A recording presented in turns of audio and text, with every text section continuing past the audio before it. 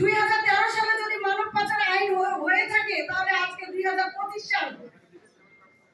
সংসদে এমন কোন আইন আছে যেটাকে উদ্ধার করা যায় না?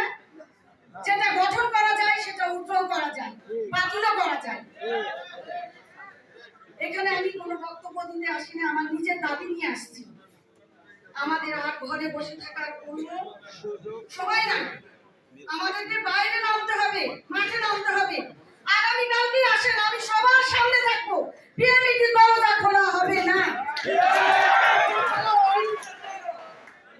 সৌদি আরব দেশে যদি একক কোনো নিয়ম না করে থাকি, সৌদি এম্বাসি থেকে যদি 1 থেকে 100 পর্যন্ত ভিসা আমরা প্রতি সপ্তাহে পেয়ে থাকি, তাহলে বিএনপি কেন 1 থেকে 5 এর নিয়ম করবে আমাদের উপরে? এটা পুরোটাই জুলুম। আমি দুঃখের সাথে বলতে চাই, আজকে অফিসের টাকা অফিসেই রেখে যেতে হচ্ছে, একটি টাকাও